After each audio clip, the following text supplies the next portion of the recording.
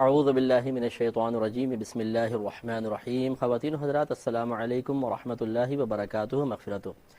Programme احکام شریعت طہارت سے متعلقہ مسائل، اور اس میں جو اب ہم ٹاپک پہ کلام کر رہے ہیں تیمم ہے، تو تیمم سے متعلقہ مسائل کے ساتھ ایک دفعہ پھر آپ کی خدمت میں حاضری کا شرف حاصل ہے۔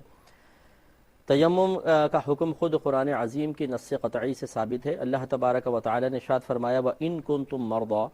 اور اگر تم حالت مرض میں ہو، او علی سفرن، یا کسی سفر پر ہو، او جاء احد منکم من الغائط، یا تم میں سے کوئی قضاء حاجت سے فارغ ہو کر آتا ہے، او لامستم النساء، یا تم نے عورتوں سے قربت اختیار کی ہو، فلم تجدوا ماء، پھر تم پانی کو نہ پاؤ، فتیمموا صعیدا طیبا،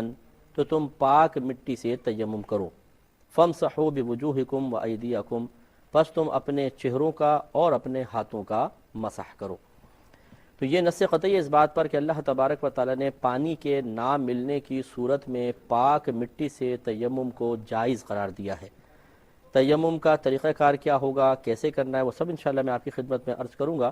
لیکن پہلے قرآن اور حدیث کی روشنی میں تیمم کا تصور کیا دیا گیا ہے وہ تھوڑا سا ہم دیکھ لیتے ہیں۔ اور یہ آیت کا شان نزول یہ بیان کیا گیا ہے۔ سیدہ عائشہ صدیقہ رضی اللہ تعالی عنہا اس کے راویہ ہیں، اور بخاری کی یہ روایت ہے۔ یہ کہتی ہیں کہ ہم نبی کریم صلی اللہ علیہ وسلم کے ساتھ ایک سفر پر تھے۔ جب ہم مقام بیضاء پر پہنچے تو کہتی ہیں کہ میرا ایک ہار تھا جو ٹوٹ کے گر گیا۔ تو سفر پہ جب اٹھنے لگے، کوچ کرنے لگے، تو پھر میں نے بتایا کہ میرا ہار گر گیا ہے، تو لوگوں نے اس کی تلاش شروع کر دی، جس کی وجہ سے ہمیں وہاں پر دیر ہو گئی، حتیٰ کہ نماز کا وقت آ گیا اور پانی کی قلت تھی۔ ارادہ یہ ہوگا کہ آگے جا کر کسی پانی کی جگہ پہ پڑاؤ ڈالیں گے، اور وقت بھی تھا، پہلے تو وقت تھا، اور وہاں جا کر آرام سے وضو کر لیں گے، لیکن جب اس ہار کی تلاش شروع ہوئی تو پھر وہ رک گئے، حتیٰ کہ نماز کا وقت آ گیا اور پانی قلیل تھا۔ اس وقت جب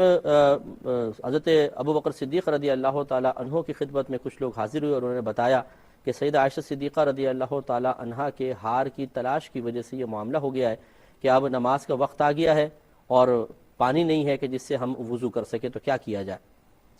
تو حضرت ابو بکر صدیق رضی اللہ تعالی عنہ یہ سن کر پھر اندر تشریف لائے خیمے میں، تو نبی کریم صلی اللہ علیہ وسلم میرے زانوں پر سر رکھ کر سو رہے تھے۔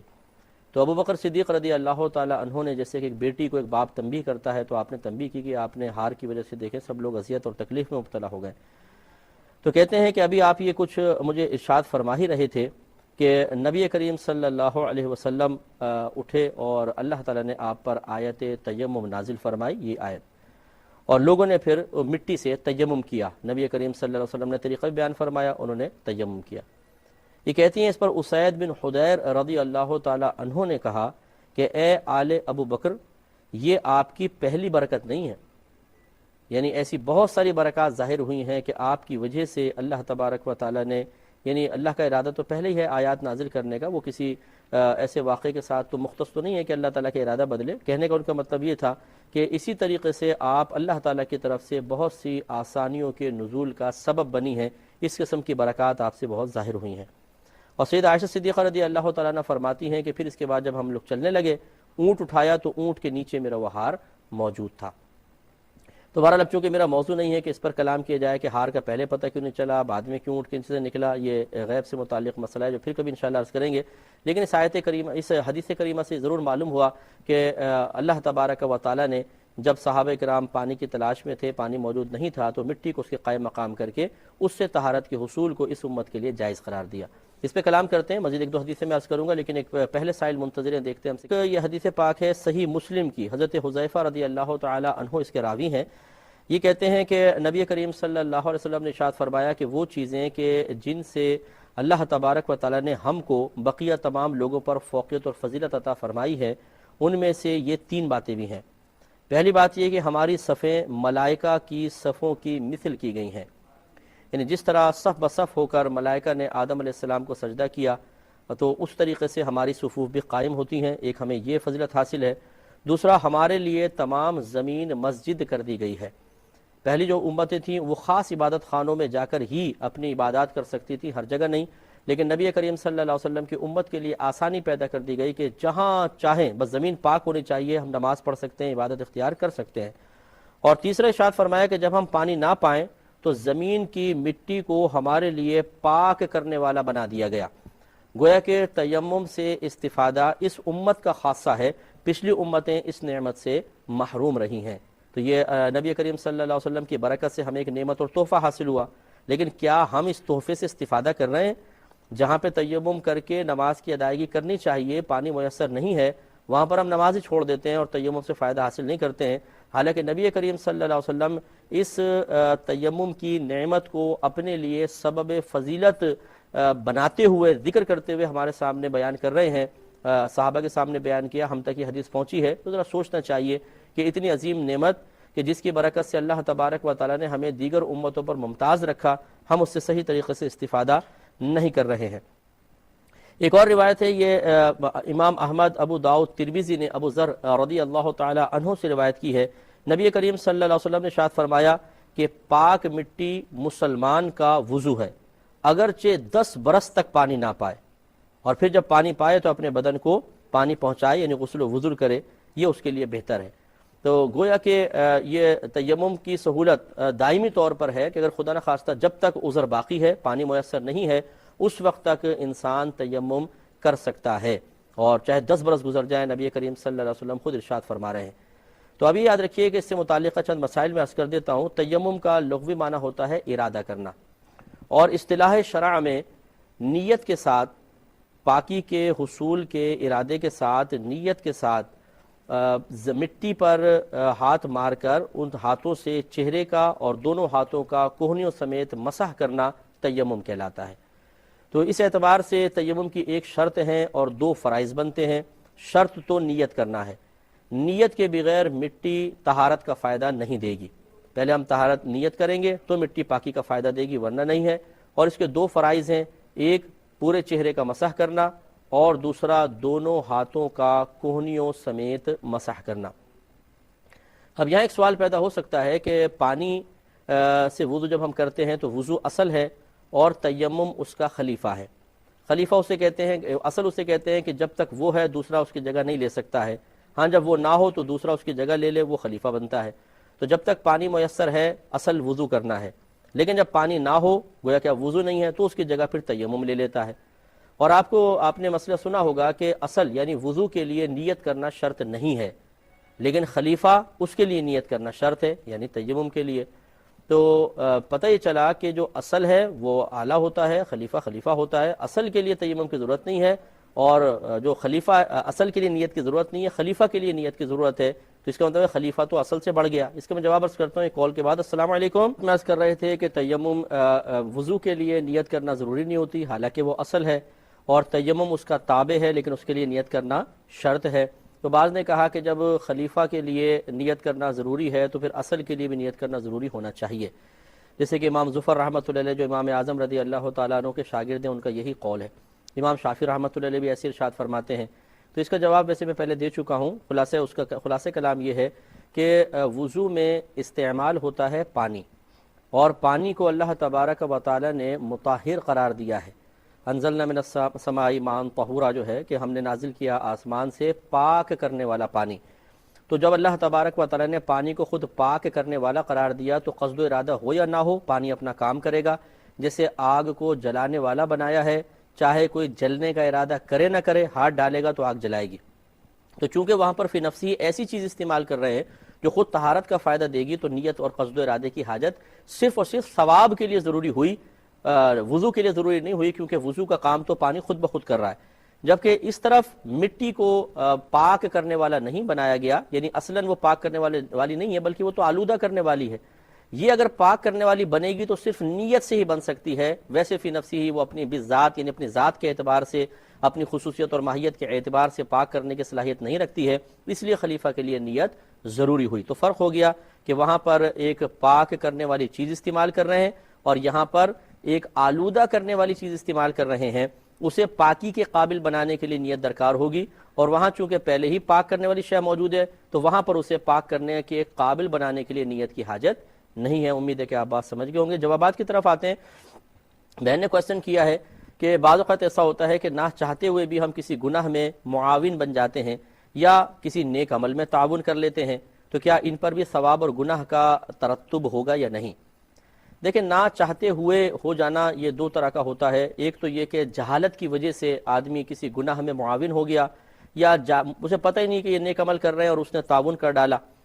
تو اگر اس نے گناہ میں تعاون کیا ہے اور وہ مسئلہ ایسا ہے کہ جس کا سیکھنا لازم تھا، شریعت نے اس کا علم سیکھنا فرض قرار دیا تھا، جیسے کہ گناہوں کے بارے میں مسئلہ یہی ہے کہ تمام گناہوں کی معرفت حاصل کرنا یہ مسلمان پر لازم ہوتا ہے تاکہ وہ گناہوں سے بچ سکے.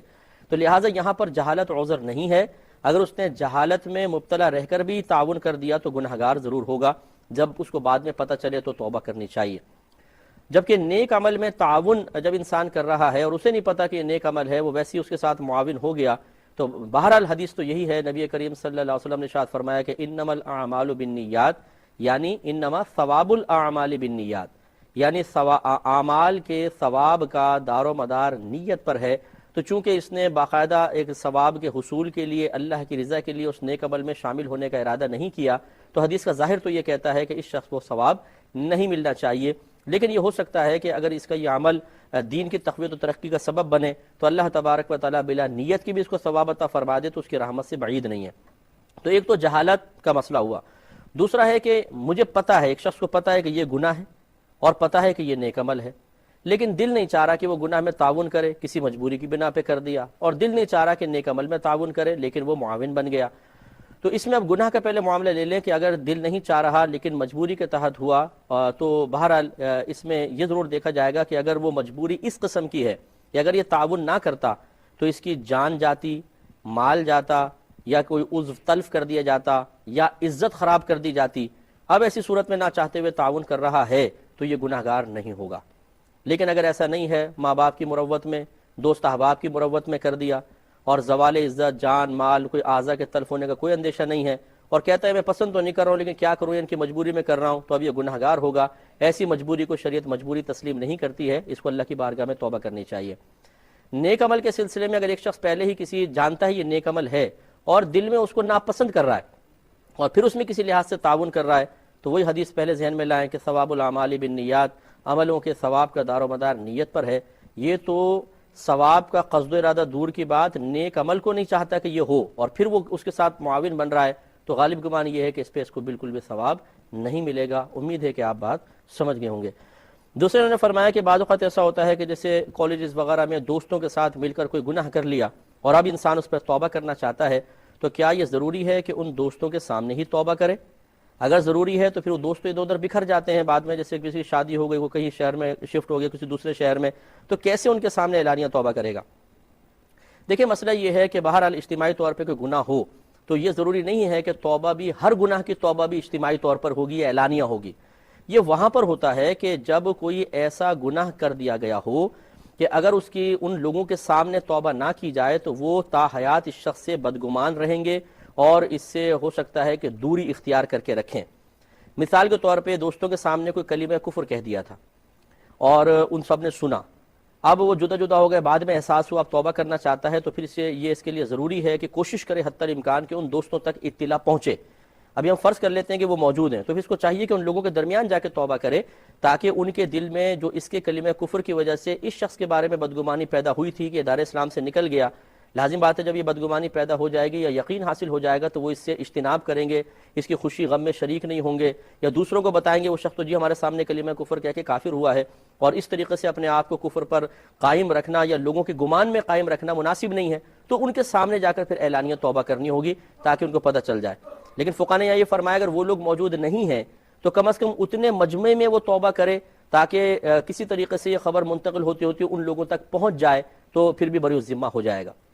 یہ اس طرح کلمہ کفر ہو یا کوئی اور اس نے ایسا گناہ کیا جس کا اثر دور تک پہنچ سکتا ہو اور وہ لوگوں کے سامنے کیا تھا اور وہ اس گناہ کے اثر کو دور تک پہنچنے کی بنا پر، اس سے وہی اصول ہے کہ تحیات بدگمان رہیں گے، اس سے کنارہ کشی اختیار کریں گے، تو انہیں بدگمانی سے، غیبت سے، چغلیوں سے اور ایک مسلمان سے قطع تعلق کرنے سے بچانے کے لیے ان کے سامنے اظہار کرنا ضروری ہے،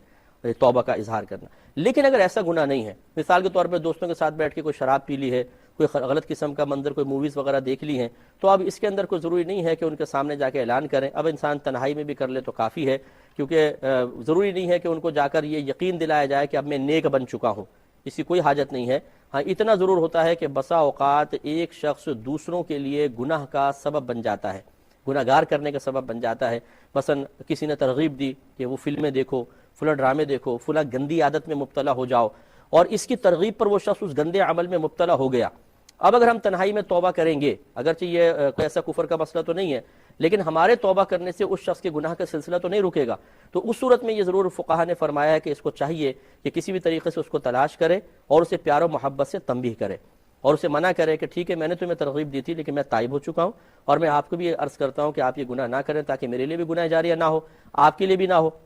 اب اگر وہ مان جائے تو بہت اچھی بات ہے، نہیں مانتا تو یہ شخص بری ذمہ ہو جائے گا، اب وہ خود قابل گرفت ہے، وہ بھگتے گا۔ تو اس صورت میں بھی چاہیے کہ ان کے سامنے جا کر توبہ کریں۔ تو امید ہے کہ یہ مسئلہ بھی آپ سمجھ گئے ہوں گے۔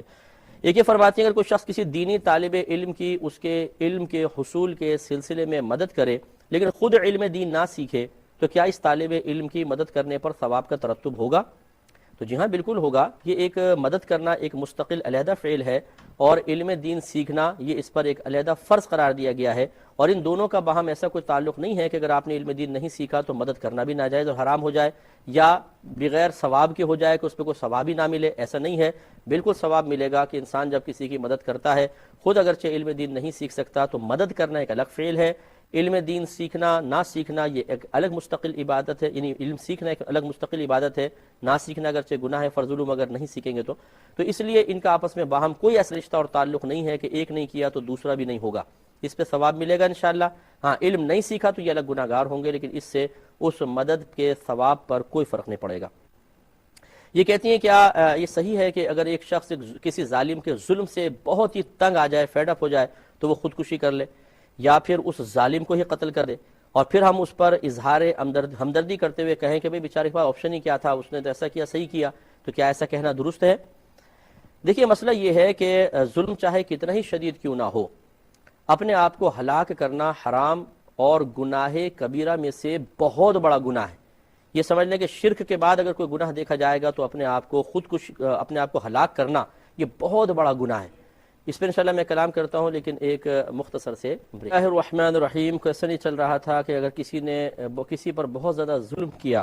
اور اس مظلوم نے اس ظلم سے تنگ آ کر خودکشی کر لی یا غصے میں آ کے ظالم کو ہی قتل کر دیا،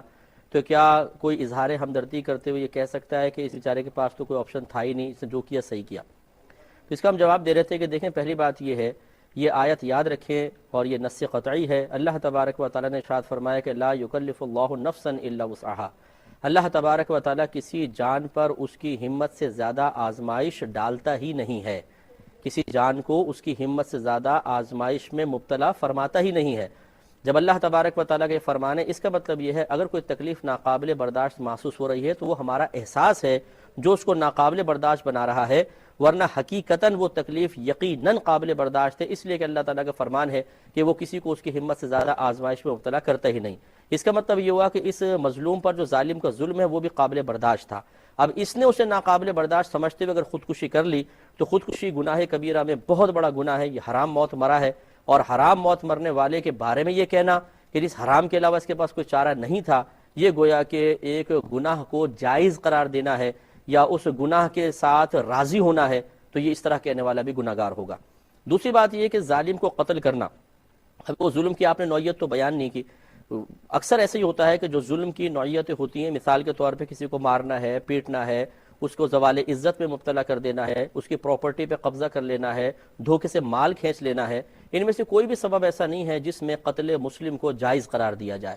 قتل مسلم پھر بھی حرام رہے گا۔ اگر ظالم نے اس پہ ظلم کیا ہے، گناہ کیے ہیں، اور اس کی وجہ سے آپ یہ کہتے ہیں کہ ظالم قابل گرفت ہے، تو اگر یہ قتل کر دے گا جہاں شریعت اس کو اجازت نہیں دے رہی ہے تو یہ قابل گرفت کیسے نہیں بنے گا؟ اس کا مطلب جب یہ حرام فعل کا مرتکب ہے ظالم، تو یہ مظلوم بھی قتل کر کے حرام اور گناہ کبیرہ کا مرتکب ہوا، اور پھر وہی بات آ جائے گی کہ حرام اور گناہ کبیرہ کے مرتکب شخص کے بارے میں یہ کہنا کہ اس بیچارے کے پاس تو کوئی آپشن ہی نہیں تھا، گویا کہ اس کے لیے قتل کرنا جائز تھا، حالانکہ وہ حرام ہے، تو حرام چیز کو جائز کہنا یہ بھی گناہ ہے، لہٰذا اس قسم کی تبصرہ آرائی کرنے والا بھی گناہ گار ہوگا۔ اور اگر دقت نظر دیکھا جائے، دقت نظری کے ساتھ دیکھا جائے، تو اس طرح کے کمنٹس دینے والے کو، اس طرح کے اظہار رائے کرنے والے کو اللہ کی بارگاہ میں توبہ کے ساتھ ساتھ احتیاطاً تجدید ایمان اور تجدید نکاح بھی کرنا چاہیے۔ ایک حرام چیز کو جائز کہنا، اور وہ بھی حرام قطعی، خودکشی حرام ہے، اگرچہ چلے ضنی کہہ لیں اس کو، لیکن قتل کرنا تو حرام قطعی ہے، نصوص قطعیہ سے ثابت ہے کہ یہ حرام ہے۔ تو اس لیے اس پر احتیاطاً، پھر بھی میں کہہ رہا ہوں، میں نہیں کہہ رہا ہوں کہ وہ آدمی کافر ہو جائے گا، احتیاطاً اس سے تجدید ایمان اور تجدید نکاح کرنا چاہیے۔ اس لیے ہم یہ عرض کرتے ہیں، دیکھیں قرآن پکار کے کہہ رہا ہے کہ فَاسْأَلُوا أَهْلَ الذِّكْرِ إِن كُنتُمْ لَا تَعْلَمُونَ، اگر تم نہیں جانتے تو اہل علم سے سوال کرو۔ اور یہ بھی میں آپ کو بار بار سمجھا چکا ہوں کہ ایک تو یہ معلوم کرنا چاہیے، دوسرا یہ کہ ضروری نہیں ہے کہ جب آپ کو ضرورت پیش آئے تب آپ جا کے علماء سے سوال کریں، کیونکہ بعض اوقات خود ضرورت مند کو پتہ نہیں ہوتا کہ مجھے کہاں ضرورت ہے۔ ایک شخص کاروبار کر رہا ہے، اس نے پیسے انویسٹ کر دیا ہے، کنڈیشنز طے کر لی ہیں، کاروبار چل رہا ہے، اسے نہیں پتا کہ مجھے جا کے معلوم کرنا چاہیے، لیکن جب اس کو بتایا جاتا ہے کہ آپ جس نوعیت کا کاروبار کر رہے ہیں یہ کنڈیشن غلط ہیں اور آپ کی روزی حرام ہے، وہ کہتے اوہ مجھے تو پتہ ہی نہیں تھا۔ اس کا مطلب ہے کہ ضرورت تھی کہ یہ معلوم کرے، لیکن اس نے اپنی دانست میں یہ سمجھا کہ مجھے ضرورت نہیں ہے۔ اسی لیے کہا جاتا ہے کہ اکثر علماء اسلام کی صحبت میں رہے، خصوصاً ان کی کہ جن کی صحبت علم دین میں اضافے کا سبب بنے۔ اور آج کل جیسے ہمارے یہ پروگرام ہیں، اس قسم کے جتنے بھی پروگرام آ رہے ہیں، یہ علماء کی صحبت اختیار کرنے کا بہترین ذریعہ ہے۔ اس کے لیے بھی اگر کوئی اپنا ٹائم نہ نکالے تو بیچارے پھر افسوس ہی ہے۔ تو بہرحال خلاصہ کلام یہ ہے کہ جو آپ نے صورتیں بتائی ہیں، اس میں مظلوم کے لیے ہرگز یہ جائز نہیں تھا کہ وہ خودکشی کرے یا قتل کرے، اور اس پر اظہار ہمدردی کرنے والا بھی قابل گرفت ہے۔ یہ کہتی ہیں کہ کسی نے ایک صورت پڑھی ایک رکعت میں، درمیان کی 2-3 صورتیں چھوڑ کر اس سے آگے والی صورت پڑھ لی تو کیا یہ صحیح ہے؟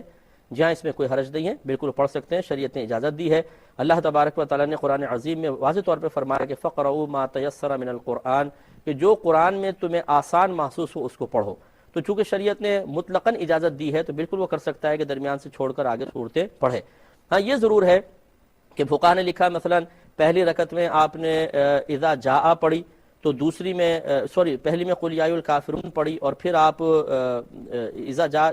پہلی میں اذا جاء پڑھی، پھر تبت یدا ترک کر کے آپ قل واللہ شریف پڑھ لیں، تو اس کو بعض نے مکروہ لکھا ہے۔ اس کی علت یہ بیان کی ہے کہ تبت یدا اور اذا جاء برابر صورتیں ہیں اور سورہ اخلاص چھوٹی ہے، تو یوں محسوس ہوتا ہے کہ جیسے اس شخص نے تبت یدا کو بڑا سمجھ کے چھوڑا ہے اور آسانی سہولت کے لیے سورہ اخلاص کی طرف آیا ہے، تو یہ ایک سورت کو بوجھ سمجھ کے چھوڑنا سا محسوس ہو رہا ہے، اس وجہ سے یہ مکروہ ہے۔ لیکن بہرحال یہ بھی قصد و ارادے اور نیت پر موقوف ہے، تو ایسا حقیقتاً ایسا مسئلہ نہیں ہے کہ جب بھی کوئی اذا جاء کے بعد سورہ اخلاص پڑھے گا تو وہ قابل گرفت ہوگا اور مکروہ عمل کرنے والا ہوگا۔ اگر اس قصد و ارادے سے چھوڑا ہے کہ کون پڑھے تبت یدا، تھوڑی بڑی ہے چھوٹی پڑھ لو، یہ مکروہ ہے، اور یہ تو ہر صورت کے ساتھ ہے، چاہے وہ 2 صورتیں چھوڑ کے پڑھے گا اس طرح، اور اس کراہت کے ساتھ کہ درمیان والی میں کون پڑھے یا چھوڑو یار اتنی لمبی لمبی ہے، دوسری پڑھ لیتے ہیں آسانی کے لیے، تو کراہت مکروہ سمجھتے ہوئے، ناپسندیدہ سمجھتے ہوئے درمیان میں چھوڑے گا پھر اس کا یہ فعل باعث کراہت ہے، ورنہ کوئی حرج نہیں ہے۔ یہ کہتے ہیں کہ ہمارے ہاں مسجد میں قریب مؤذن صاحب نہیں ہے، تو کیا میں اذان دے سکتا ہوں؟ بالکل آپ اذان دے سکتے ہیں، لیکن اس کے لیے ضروری ہے کہ آپ کو اذان دینی آتی ہو، نمبر 1، اور آپ کو وقت وغیرہ کا صحیح پتہ ہو کہ فجر کی اذان کب دینی ہے، ظہر عصر مغرب عشاء کی کب دینی ہے، غلط ٹائم پہ اذان مت دے دیجیے گا۔ اور تیسری بات یہ کہ آپ کو تھوڑی بہت تجوید آتی ہو تاکہ آپ لحن کے ساتھ اذان نہ دیں۔